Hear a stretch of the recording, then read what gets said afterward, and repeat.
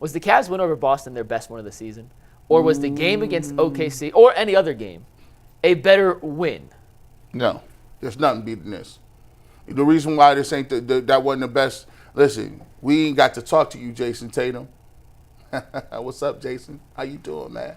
I said your hair and your beard looked good on the game last night. I just want to let you know, man. Shout out to you. Got his beautiful wife, Ella May, or that's his girl. He's winning all the way around. He's just doing his thing. Man?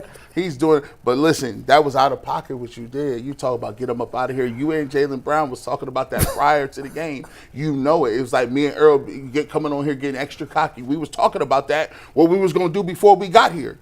And you was sending text message, and then y'all went out up 22 points. Y'all even got the 22-point bang. I was like, y'all gave that to him? The first quarter?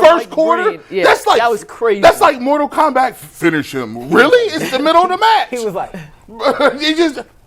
And it was simulcast. He was doing it one way, and Jaylen Brown was doing it the other way at the side of the court. Like, it was like, listen, look at this. Look. You saw it? Look, simulcast. At the same time, I'm sorry. Listen, fire and ice, ebony and ivory out here just setting it up for us. You know what? You know what we did for you? We came all the way back. And at the end of that game, y'all was looking wild. Listen, even y'all had Doris. I love Doris, bro. Even Doris was over the top in the first half. I don't know how the Cavs are going to come back from this. And at the end of the game, Richard Jefferson over there like, I told y'all boys. Yeah, look, let them know. Big perk. It was bad for everybody. That was the game we needed to solidify that we're not playing with nobody, McNuggets. OKC was a nice story. Oh, it was a great game for the NBA, and look what we're doing, our product. We don't care nothing about that. We came to you, Boston Garden, we got busy in a Burger King bathroom, right back, Earl, and listen, yeah.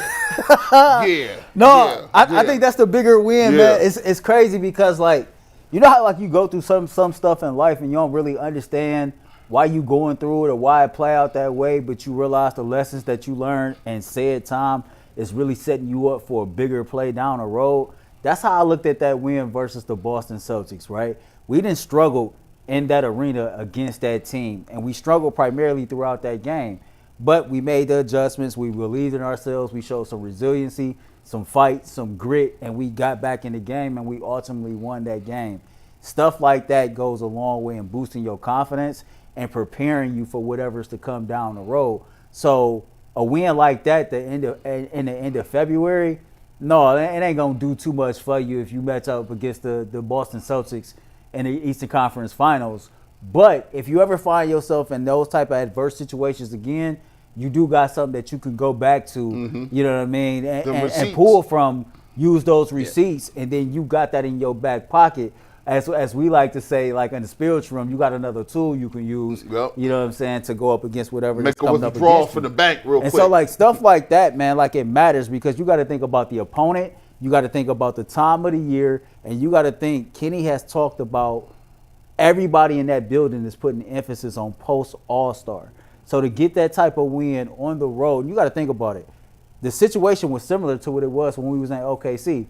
By the time you in the first quarter, look up, it was over. And you like, damn. They was trying to get us up out of here. This over. And so even in that moment, it was a growth moment because unlike against OKC, we never stood a chance to come back in that game. That game was over with.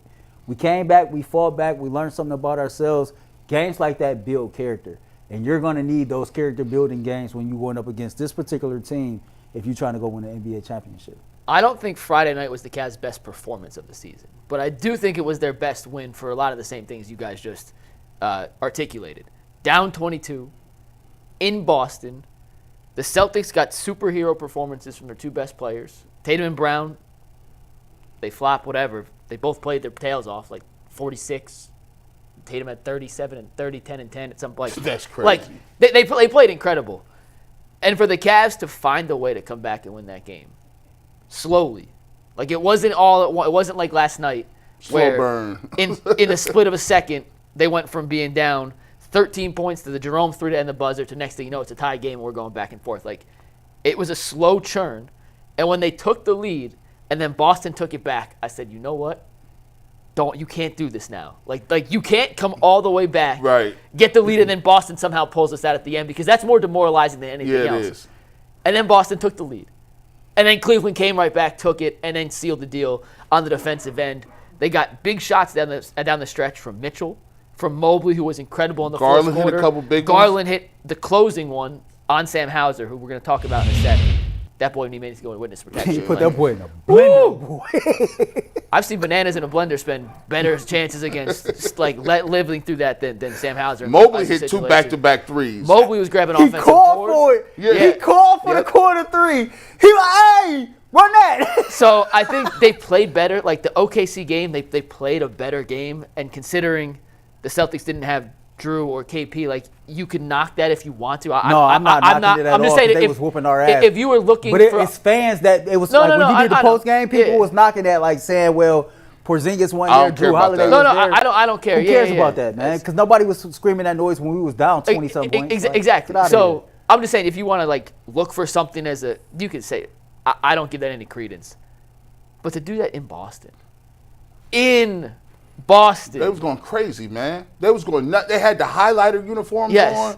I ain't seen them wear them all year. They had the announcers. They was going crazy. And it seemed like everything they threw up was going in. I was like, oh, this dude, that's another three. That's another one. That's it's the another epitome one. of a make or miss league. Right. Like to start the game, Boston could not miss. The Cavs could not buy a single shot, and you blink, and next thing you know, it's 25-2 or 25-3. And then over the next 43 minutes of basketball, the Cavs made shots and Boston didn't. And I like the fact that Donovan Mitchell in this play, Big 4-5. he elevated his game to saying like, listen, I'm in that room too. See, there's rooms in the NBA. Like, yeah, all stars hang with all stars. All NBA hang with all NBA. Then it's the superstars, and then it's the GOAT status. Donovan Mitchell was just showing Jaylen Brown and Tatum like, I'm in that room.